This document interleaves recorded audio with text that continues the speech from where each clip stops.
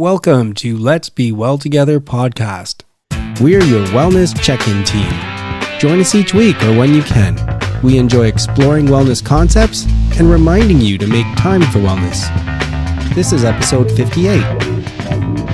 We hope our territorial acknowledgement improves allyship with Indigenous people within a reconciliation process. We're on the Haldeman Tract, located on the traditional territories of the Neutral, Anishinaabe, and Haudenosaunee peoples. We acknowledge the presence and traditional knowledge, laws, and philosophies of the Indigenous people with whom we share this land. Hello, everyone, and welcome back to a new episode of Let's Be Well Together. It's Elise Siefert here with John Webster. Hey, John, how are you doing? Good. I'm looking forward to another great chat. How are you? I'm doing great. So what's on your mind today, John? Well, I want to talk about another one of the articles I pulled up. And Okay. I sent it over to you. And it's called 8 Myths About Diet, Exercise, and Sleep by Sandy Lamotte. I found it on CNN on July 19th, 2022. Mm-hmm. Now, some of these are pretty obvious, but some maybe not. But in any event, they may not be obvious to everyone. So Yes. if we could, our usual style is to just read through them first, just to make sure we cover off what the tips are and the myths are. And then maybe we can talk about a few of them. I think that sounds great. Okay, do you want to hit myth number 1? Let's do it. So myth number 1 is that popular diets are everywhere, so they must work. Myth number 2, it's okay to take your smartphone to bed. Myth number 3, social media can inspire you to diet and exercise. Myth number 4, hitting the snooze button helps you get more sleep. Myth number 5, you can lose belly fat with crunches. Myth number 6, it's best to stay in bed with eyes closed when you can't sleep. Myth number 7, I have to work out or diet all the time to change my body type. And myth number 8, bodybuilding supplements advertised on social media really work. So Interesting. obviously all those things are incorrect, but we won't have time to talk about all of them. Is there one that you wanted to chat about? Well, one that popped out to me and was a surprise to me was myth number 6, which is it's best to stay in bed with eyes closed when you can't sleep. So I know for myself and my husband is not the greatest sleeper. For some reason, between the hours of 3 and 6, if anything wakes him up, he's just up. And I always tell him, just lay in bed, close your eyes, do it for as long as it takes, and eventually you'll fall asleep because he'll typically just get up. And this article actually talked about how that's the wrong thing to do, and it can lead to chronic insomnia because you have this association of bed with not being able to sleep. So what they suggested that you do is to get up and do a boring activity like folding the laundry. And I told him about this article and he said, well, the laundry never needs to be folded because it's folded so quickly after you take it out of the dryer. So I was thinking that maybe I should leave him a list of activities that he should do in our house. But we'll see if that happens. Okay, well, that's not going to encourage him to do what you want him to do. Oh, no, it doesn't work that way? I don't think so. But I know what he does is probably one of the worst things you can do is that the first thing he does is he picks up a device. So he goes to his phone or his laptop. So this article suggests that you should not do anything that has any kind of blue light. So our phones, our laptops, TV, because then you're definitely not going to go back to sleep. So working on something that's kind of boring, like folding the laundry, is a helpful activity that would help you go back to sleep. So that's something new that I learned and kind of a myth that I've definitely perpetuated. What you don't know too is that as we record this, it's before we're putting out episode 57. Right. But on episode 57, on flip side, Sheila and I are going to be talking about an article that I found about why bringing your smartphone to bed is a problem. Right. And what was interesting though is the myth here that they point out is don't bring your smartphone to bed, and they focus on the blue light. And what they say is when you use your phone, you're flooding your eyes with blue light, which cuts off production of melatonin. And that's the hormone that regulates your body clock. Right. So the other article we read actually said that let's not talk about blue light. That's a problem, but there's other problems. Oh, okay. Okay. So what it says is there's actually chemical effects on your body when things happen, such as creating some anxiety. So it talked about what happens if you get bad news. How does that affect your body and keep you up? What if you get good news? How that affects you and keeps you up. And so that other article pointed out that if you stay in bed and you're not sleeping and you start to get anxious about not being able to sleep, you're going to kick some chemicals into gear that are going to make it harder for you to fall asleep. Right. So that article also said the better idea is to get out of bed, go downstairs and do something. You're right not to do the blue light, because now you're going to stop the production of melatonin, which otherwise I think would be being produced at that time of day. And so I actually find that to be true to myself. So if I wake up in the middle of the night, which I do fairly regularly, I used to just try and stay in bed and I would have that same problem. I would not be able to get back to sleep.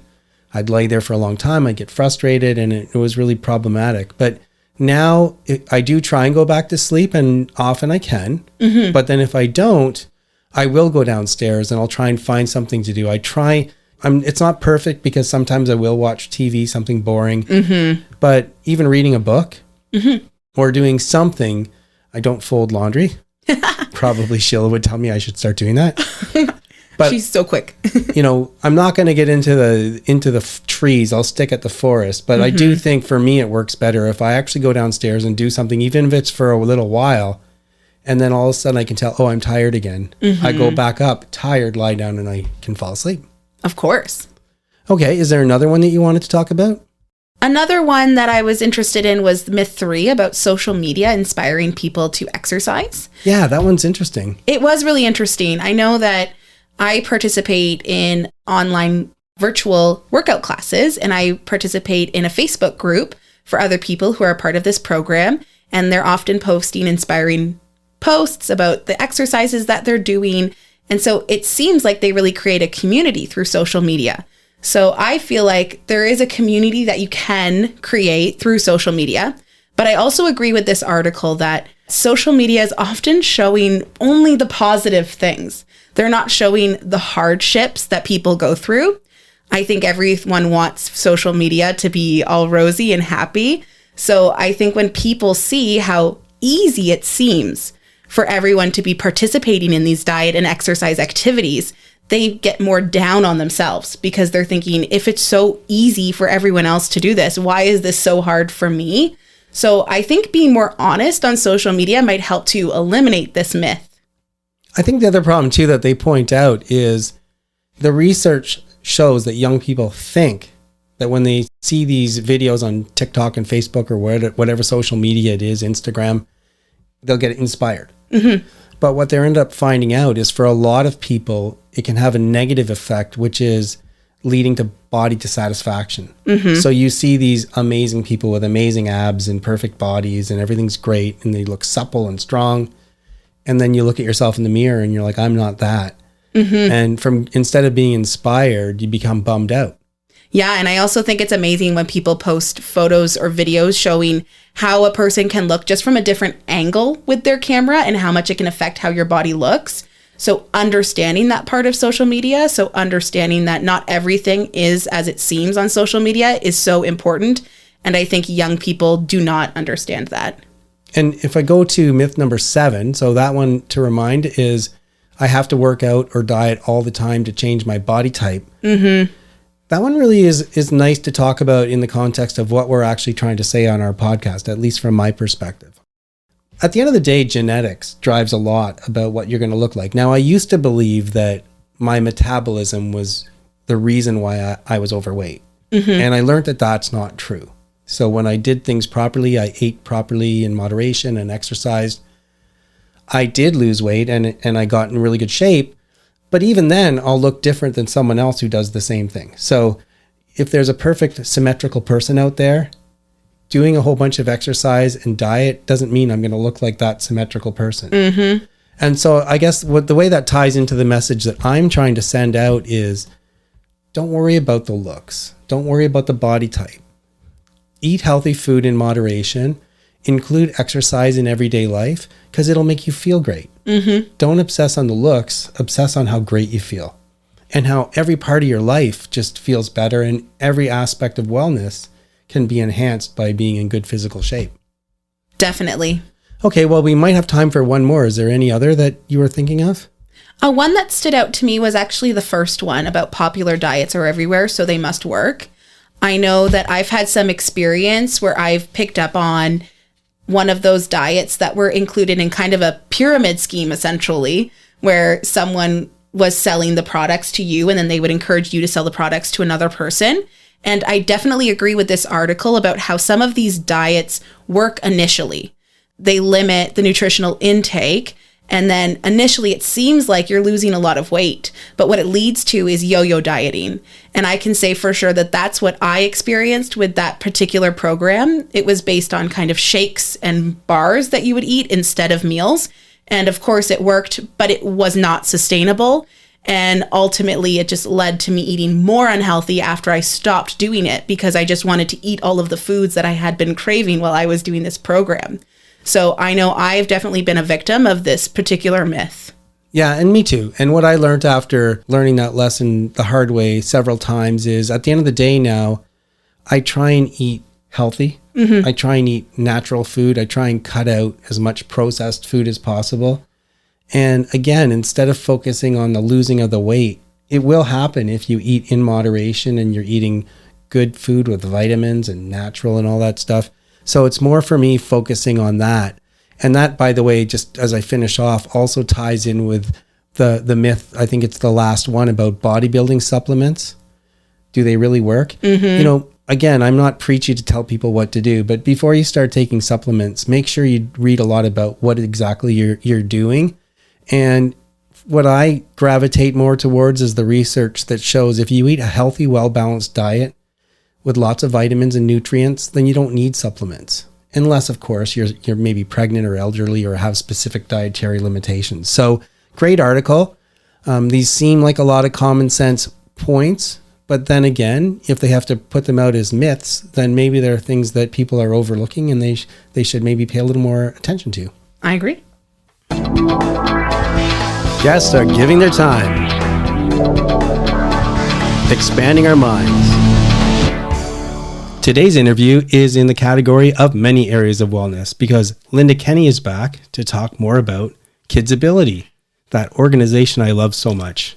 As noted in the prior show, Linda is CEO of KidsAbility, Center for Child Development. KidsAbility is a leading provider of children's rehabilitation services in Waterloo Region and Wellington County.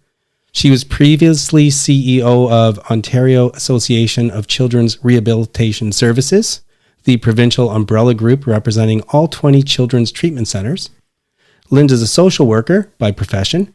She's worked extensively in the community service center and has built considerable experience in service delivery, client affairs, government relations, and community and organizational development. She's dedicated to improving the lives and experience of those who benefit from community services. Welcome back, Linda. Thanks, John. Great to be back. So we're talking more about that organization so close to my heart, KidsAbility, and I just want to say I so appreciate you being part of such a great organization.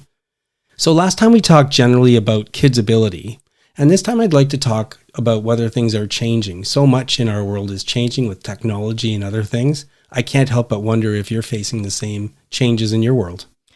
I would say that is undoubtedly true.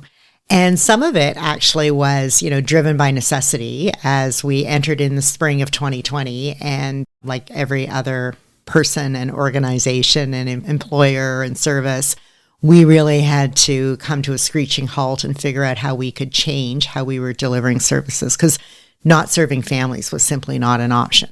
I know. And for us, I was like, this is not going to be possible. Like I couldn't imagine it. And next thing you know, I was thinking, this is amazing. Like we found our way through. Well, and it was really interesting because even like a short few months before the spring of 2020, we were talking about whether or not we could deliver services to kids in a virtual format. Did we have to have kids in a room in order for them to benefit from services? And we weren't really sure that we could do that virtually. And then all of a sudden, that just became absolutely our necessity. So I've said often how just amazed and impressed I was with our clinical staff, because they just kind of figured out so much stuff so fast. And we really didn't miss a beat when it came to supporting kids and families. And we did what we needed to do in the public health measures that we were dealing with, but we also recognized that some kids weren't being served well by virtual service. There are lots of reasons why we needed to have kids come in center and be seen in person. And so we were lucky in the sense that we were deemed a health service and we could start to bring people in. And of course, nobody knew a whole lot about COVID at that point in time. And so we were like super cautious and really considerate about how do we do that in a way that kept our staff safe, kept kids safe, kept families safe. I'm really proud, actually, of our record in that. But we also learned a lot along the way. And I think we learned about how to work from home, whether we're in administrative or clinical roles. We learned how to, there is no such thing as a snow day anymore, right? Because people can just sort of more or less, change their location of work, at least for many of our employees. So we've had lots of changes in all of that. And I would say right now, we have what we might call a hybrid model of service delivery. And so some kids are being seen virtually. Some kids can't. They're being seen in person. And some kids are doing a combination of that. And, where they might have a couple of visits done sort of over screen, and then they come in to center, for a reassessment or whatever. I think our most recent data is about 3/4 of our visits are in person and about 1/4 are virtual. And I think it's going to stay that way. I think that's a big shift in the last couple of years. I think that ratio is probably about the right ratio. It is interesting. In my profession, I'm a lawyer and I do court attendances. And the courts are they found efficiencies, certainly. So there was a bunch of hearings where a whole bunch of lawyers show up and just sit around, wait to be heard in court. And so now that they can do that by Zoom, they just call you in when it's your turn so you can work and carry on. So they're going to keep doing that. So it sounds like you too, that you're trying to find, now that you've been forced into the virtual world, now there might be a mechanism to take advantage of efficiencies. And I think it's great for families as well. So we try and take our lead from families, like what's going to work best for a family. Our clinicians will definitely provide their clinical recommendation, but for some families, loading kids into strollers, getting on public transit, or loading kids into cars and getting to a site in Kitchener or Cambridge or Waterloo or Guelph isn't the easiest thing to do, especially in the winter or, on those really horrible rainy days or something. And so we actually have found that in some cases, this is way better for families. Not always the case, but often we will find that we might find more engagement on the whole family in the session when sometimes it's being done virtually. Whereas perhaps when it's an in-person visit, maybe one parent comes or, something along those lines. So we're trying to find the best of all worlds and all of that. And it has definitely not been something we would have even imagined 3 years ago. In the last few years, have you noticed any either new problems that you need new solutions or you're finding new solutions to old problems? Yeah, so here's the really interesting piece. I think for a couple of years, a lot of referral sources were closed. Childcares were closed, schools were sort of open and closed. Pediatricians weren't seeing kids in the same way that maybe had been the case prior to 2020.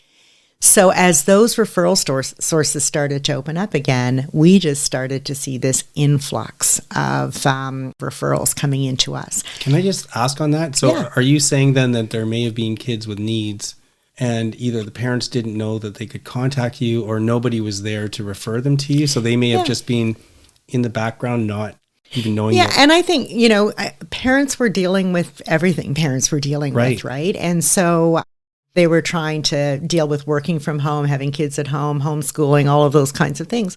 But, kids weren't necessarily going into childcare settings the way they were before. Some community eyes weren't necessarily on children the way we might have expected referrals to work. So when we started to see some of those things open up and parents start to find a little more breathing space because they can self-refer if they want, we started to see this increase in our referrals. All the stuff that you're hearing about health human resources and shortages and hard to find people. We are absolutely impacted by that as well. And so at any given time, we're probably sitting with 10 or 12 vacant positions at KidsAbility that we just can't fill. And so you combine extra referrals with a lack of staff, and that is really causing the perfect storm or the imperfect storm, I guess. That has really forced us to start to think about how do we come up with new and innovative ways to meet the needs of kids? Because if we do it the old way and we just try and sort of do services the way we've always done services, we're never going to make our way through that wait list and we're never going to get the kids through that we need to see. And are you coming up with any ideas? We kind of are, actually. Are there any you can talk about? Yeah, we're doing some fun stuff. We've initiated something within our internally that we call it Bright Ideas. And so basically we've gone out to our own staff and we've said, tell us your bright idea. Tell us the thing that you always thought you wanted to try to do that would increase efficiency or would change how you practice. And they belong to colleges. So we obviously have to stay on the right side of the regulatory bodies. But we've come up with some really great ideas. We started doing things like some group assessments for speech therapy, whereas we bring 8 kids in, discover that 6 of them actually really don't need intensive therapy. We can provide families with some tools and tips and send those kids on their way and put the 2 kids into therapy that actually clinically that's warranted for them. And we just took 8 kids off the wait list. It's amazing. Yeah. It's like about thinking about solutions differently. One of my areas of wellness is intellectual, and I don't consider that an IQ test. It has to do with exercising your mind. And one of my favorite things to do that I've talked about on the show is brainstorming. Yeah. I just love brainstorming, and I love the fact that you're getting your people to do that. And honestly, a lot of the ideas are bad. When I'm in a brainstorming exercise, like I do that with people I work with too. Yeah. And, there's bad ideas sometimes, but you work through them, and every once in a while you have just a gem. So. Well, I think we put about 35 of these bright ideas into the funnel. Amazing. And as you said, some of them don't turn out to be bright ideas, you know, but some of them do. The example I just gave you, we've got a bit of a proof of concept happening there. So we're going to start putting that into practice.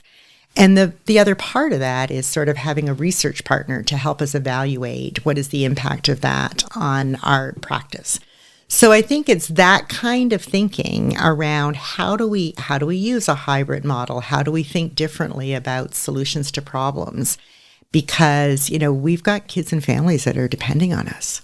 I love living in Waterloo region, the area generally. Yeah. Like there's just so much with the innovation centers with technology, and there's also this sense of community where people all roll up their sleeves and help. It's amazing. And I really do believe that innovation is one of the greatest things that we have, as people. I'm hopefully not, breaching any trade secrets, but I think we're getting very close to sort of doing a launch on something. We've been sort of as a working term calling it an innovation hub, but it's really a place where we can galvanize new ideas and we can give new ideas a place to grow and give our staff the space to be able to grow some ideas, not physically necessarily space, but, just in their practice. And so we're starting to launch that work. We'll probably come out in the coming months with what we hope is a pretty exciting proposition for our community to consider. Okay, so I'll throw out a brainstorming idea that may be good or bad. Okay. But I remember getting a tour of Communitech one time. Mm-hmm. I don't know if you've been there. I have, yeah. But they have some really neat places where, and what's a really kind of nice organic way to work is they'll have like a bank with an innovation center beside an accounting firm with an innovation center beside a software company.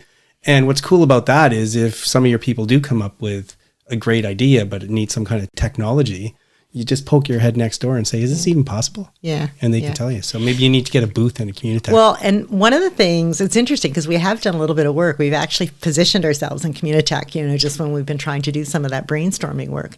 But one of the things that's really interesting about that is because KidsAbility is so well known in the community, we have so many friends. That's amazing. And so, so we have no shortage of people who are quite willing to have us tap them on the shoulder, ask them a question, can we make this work? And so as we've been building this work, we've been actually talking to a lot of friends in the community who have that. So we've got our own little, KidsAbility version of Communitech going on or something. More proof that I love living in Waterloo region. That's just the way people are. So we're lucky that way. Yeah, it's pretty great, actually. And it's really, I think after the stress and the strain of the last couple of years, it's really nice to sort of look over the horizon and start to see about what does the future hold. Because I think so many of us in the last couple of years have lived solely in the present, right? Like just trying to get through one day at a time. And it's really actually kind of energizing to sort of look beyond. And even if we could look into the future, all we could think about was getting back to normal. It's true. But now we can get into innovation and something new. Yeah. Okay, that's great. So we're at the end now. You might remember from the last time that I asked the same question to every guest. Do another mini wellness check-in. So we know what you said last time, so I'm going to hit the same question again, which is, are you currently neglecting an area of wellness in your life? And if so, can you think of even one activity you can do to foster wellness in that area? So I'm prepared for the question this time, John. Okay. And I actually took a look at your elements, your wheel in terms of, and I actually decided my answer this time was probably going to be on the social side. I would never have thought of myself as an overly social person before the impact of COVID, but I realized really quickly I was not a work from home person, that I really got energy from being around people. And when I actually really feel that it's all too much, I realize that what I need to do is kind of lift my head, and I need to invite other people back into my life, because I get lots of energy from that. And I think one of the things we learned during COVID was it's not about being busy and having an active social calendar. It's about being with the right people. That makes so much sense. And it's really ironic because I started this whole thing because I got in physical shape and realized how important physical fitness is. And in particular, how I have to keep doing aerobic exercise to keep an even keel, that I start to feel bad if I don't do aerobic exercise. And even though I started all that, there's been a few times in the last 6 months where I couldn't do aerobic exercise and I started to feel terrible. Yeah. And I didn't know why. Idiot that I am. I should have known it. And I totally get where you're coming from. Like, you're missing your social side. You're starting to feel off. You're starting to feel whatever, and you don't connect it to that. But then you start meeting people again and you feel the energy and you get going. And I think it's the right people, right? Yes. The people who feed your need. It's not the need to be out every night of the week. Right. It's to really spend time with the people who actually do fill your boots. Well, I'd like to have you back someday. Maybe we could talk about that. We won't talk about KidsAbility. Okay. We'll try and figure out in a brainstorming exercise. Okay. Who are people? Who are the kinds of people that fill that need and energize us? That'd be awesome. Let's do that. Well, thanks so much again for your time, and look forward to talking to you again. Thank you.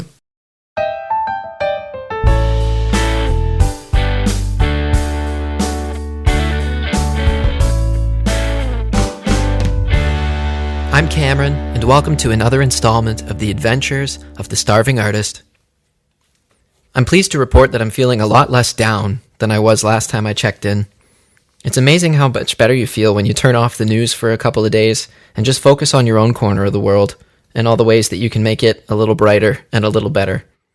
So I've been really leaning into that, and it has helped quite a bit. I'm still trying not to fall into the news doom cycle too much here. We're getting through it. On the musical front, coming up into March here, things are starting to look good. At the time of this recording, it's like the last week of February, so anticipating March and all of the cool releases that are supposed to happen. The big one is that short film where the jazz music is going to be involved, so I'm excited to finally put that out in the world. Last time, you might remember I gave you a quick snippet of one of the tunes that I had decided to replace with... No, that's a bad way to say that. Let me rephrase. One of the mixes I got back, I wasn't super stoked on my own writing. Classic. So I decided to axe that tune and replace it with a new one. And it was a section of that new one that I played for you last time. It's been fleshed out quite a bit since then. Some more late night, middle of the night inspiration, jump on the keyboard style stuff. So it's sort of like when you're writing anything, really. Or the way I like to write, anyhow. It starts with a sort of brain vomit onto a page, or in this case, into my music software, and just kind of get all the ideas out. Once they're sort of floating around in an idea stew, you get to boil it down a little bit, remove stuff that doesn't quite go, enhance stuff that does go, and string it all together. So last time I had the skeleton, just the chord progression and the timing I wanted. I've started to get a little more flow, and it's coming together. Next up is going to be finding another horn player. I might get the same guy, might switch horns up, who knows? I haven't decided which horn I want, but I definitely want a horn for a lead. Get some drums up in there. I'll probably end up doing bass again, we'll see. But it's coming together. I still don't have the firmed release date for the short film, but I'm hoping that in my next update to you, we'll have a little more details and we can start to amp ourselves up for the release of it and the music to go along with it. For now, though, in a nutshell, things are starting to look up. I've got some good stuff to look forward to. I've been focusing on my own corner of the world and making it right. For now, that's all I've got. Thank you so much for listening. I'm Cameron. This is The Starving Artist. Until next time.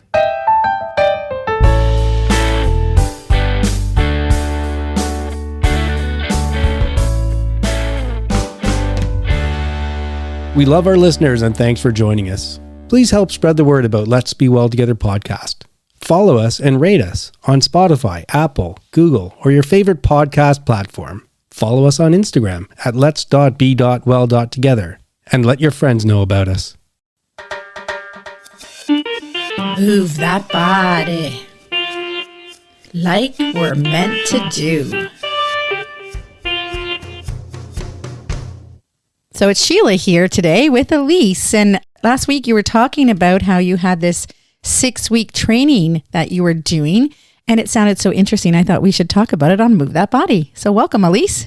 Oh, thank you. Yeah, I'm excited to talk about it. Yeah. So first of all, how did you hear about this? So this program is offered through the online virtual classes that I take at my house. Okay. So I like to do at-home workouts. And I use this website called Obey. It's OBE, and the E has an accent on it. Okay. It stands for Our Body Electric. Cool.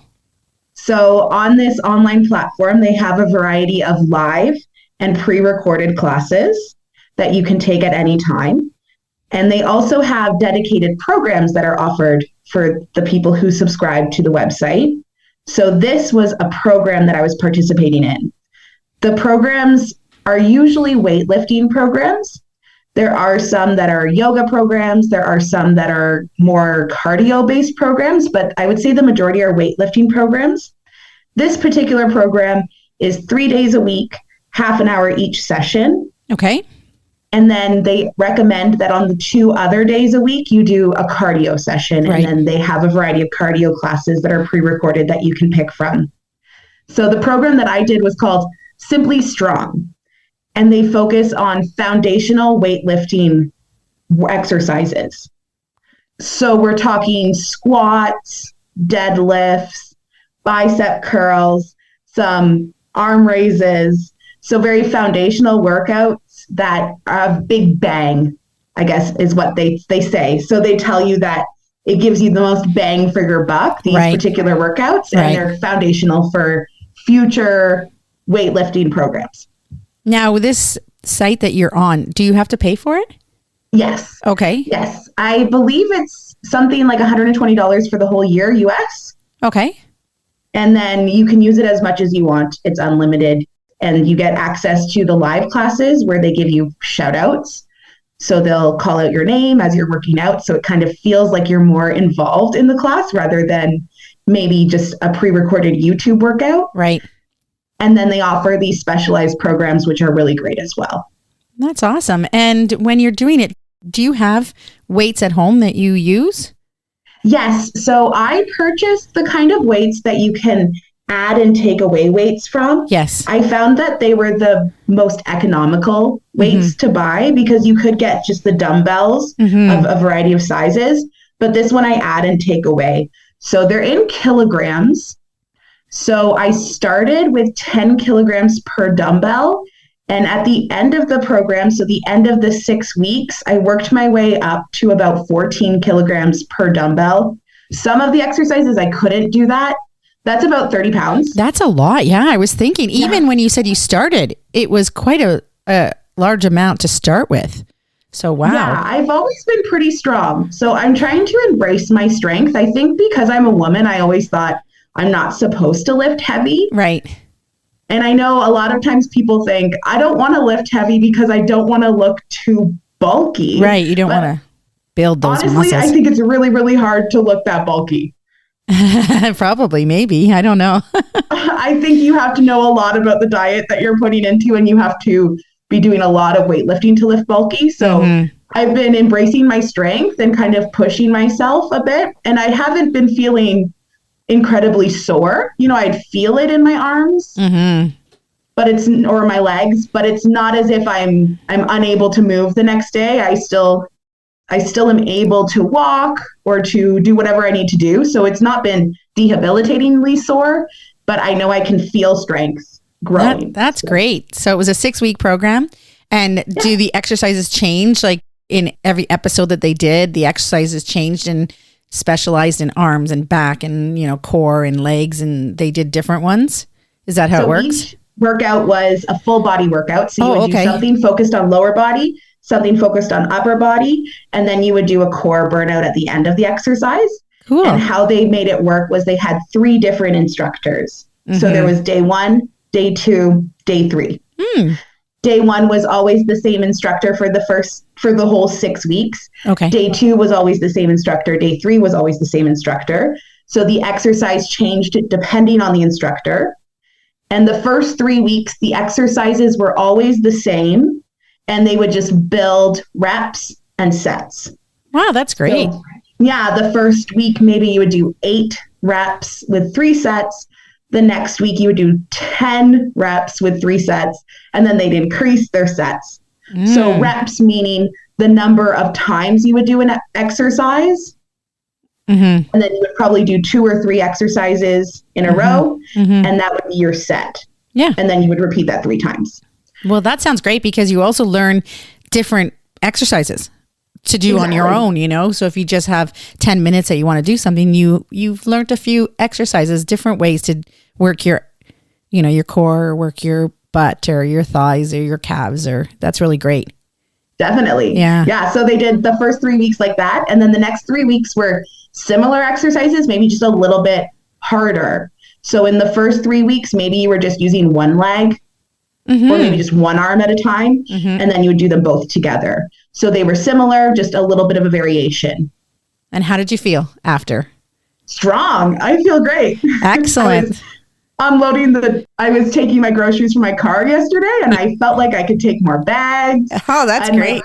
My core has been feeling really strong. My plank's been feeling really good. So there are a lot of those non-scale victories that I love to celebrate that I've been feeling a lot while doing this 6-week program. Well, way to go, Elise. Way to move that body. There's a thought. Popped up while running.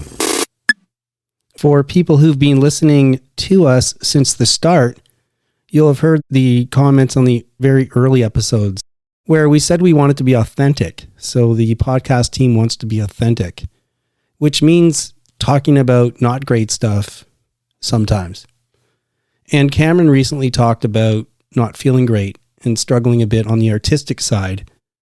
It reminded me that I'm not being authentic myself because I've been going through something similar to a lot of self-doubt, and I don't know how I come across on the podcast in terms of whether I'm upbeat or optimistic. I like to be optimistic, and there's lots of times when I am upbeat, but I'm also prone to doubting myself and thinking bad thoughts about myself. And why am I doing the podcast?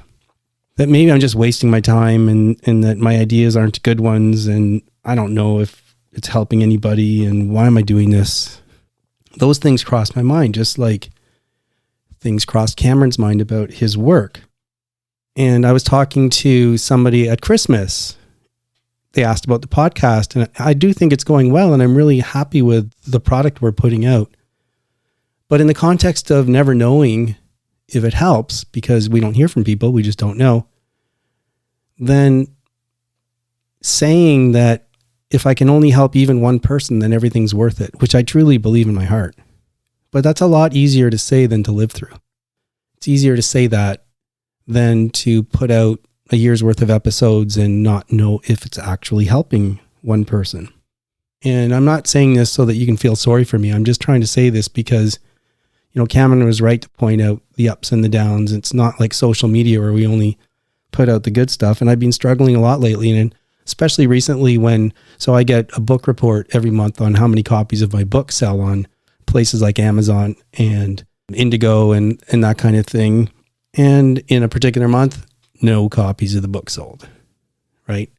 It's called Accidentally Well, by the way. And this is not begging for you to buy a copy, but obviously it'd be nice if you did, but that's not what this is about. The point is, I'm like, oh man, like maybe my idea is not very novel. Maybe my idea is not very good. Maybe the things I talk about aren't very interesting. So that was going through my head. And fortunately, I was talking to somebody about that, and they talked about ego. And I'm like, yeah, of course, you're absolutely right. My ego is getting in the way. I do want to keep doing this. And I do think it's a good message. And I do think it's information that I want to share. I do think I'm onto something, and that by communicating the message, I could help somebody. But I have to recognize that my ego is going to get in the way sometimes. It's going to say, hey, where's the accolades? Hey, where's the pat on the back? Teacher, did I get this right? Because that's what the ego does. And after having that conversation, I did feel better. And now I'm starting to be able to move forward. I still have some negative thoughts and I'm trying to work through. But now I'm recognizing, I talk about self-awareness. I'm aware that my ego is at play here and sending messages of self-doubt and whatnot. And of course, the other great thing is I do talk to Sheila regularly, and she's been great at keeping me encouraged and helping me keep a better frame of mind and dealing with this problem and working through it. And I hope I'm able to do that. And I hope Cameron's able to work through his issues.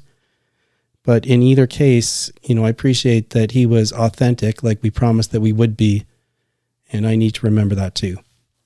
It's me. Am I? Yeah. Just let me say, flip side of the coin. There's no middle ground on this one. People will be taking sides. No, people won't be taking sides. Everyone will be taking my side. Well, that's true. I guess. I will not have anyone on my side. No one. Absolutely 0 people, no one. But I do have a side. No, you don't. I'm not going to defend it. You are standing on a ruler and I am standing on the floor. Like you have not even a plank. Like a plank is a 2x4. You don't even have a 2x4. Okay, You've got a ruler that you're standing on. I'm going to predict that one other person will get why I did what I did. Okay.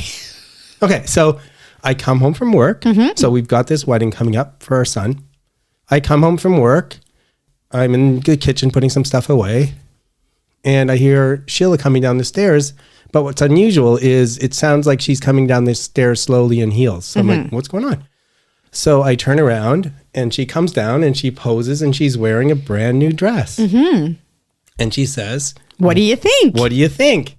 And I was like, just looked at her for a bit, like I didn't say anything. Yeah, but he didn't look at me and smile, or he just had this duh look on his face. Like, what am I supposed to say? Like, and so the bottom line was, it's a really nice dress. There's a lot of nice things I could say about it, but he didn't. If you're asking me, is this the dress for the wedding? I'm like, I'm not sure. Okay, so I wasn't like, no, I was just like unsure. Okay, people. So I come down the stairs. I'm wearing this dress. I'm like, what do you think? And he's like, duh. And what does he say?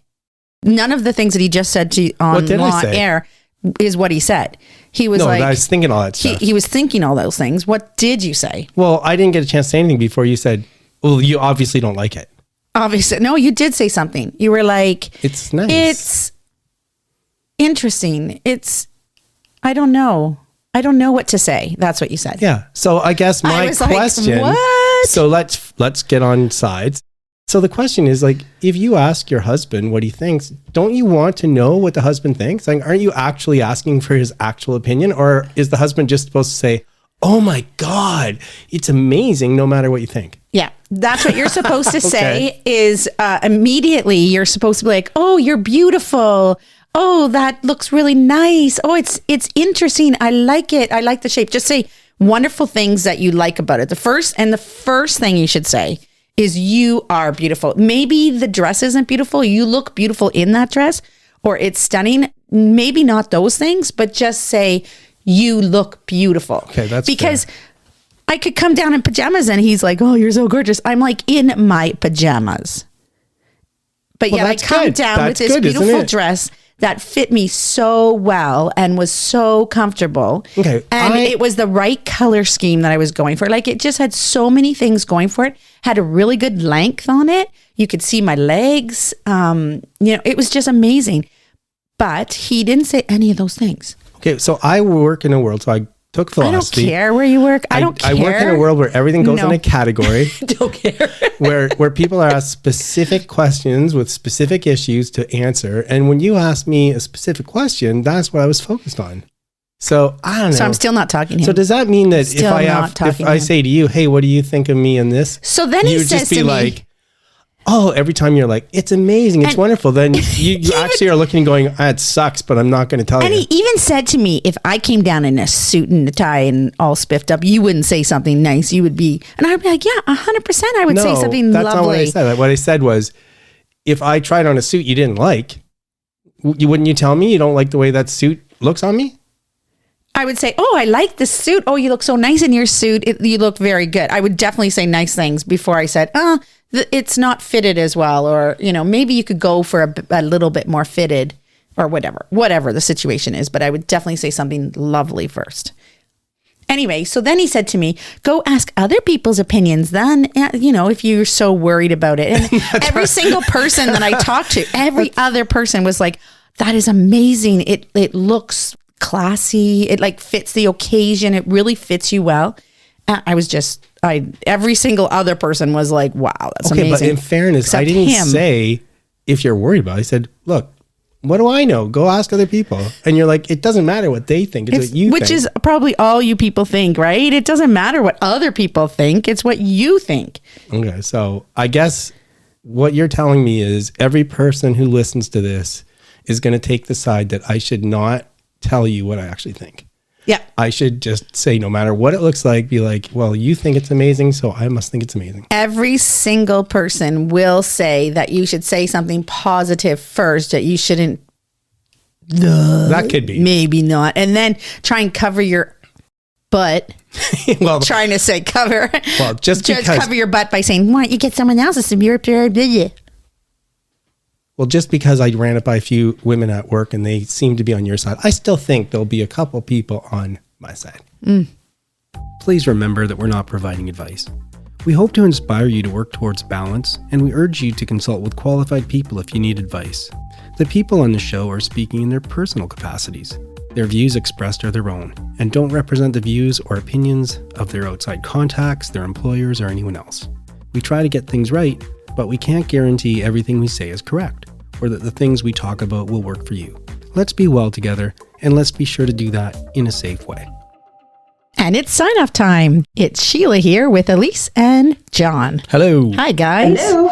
I've had a very interesting week because I've been so busy, I would say, for the last 6 weeks with the stag and doe that was last week, that I kind of had time to myself. I actually didn't have a million things to do, and I didn't know what to do with some of my time. So that was a really nice experience.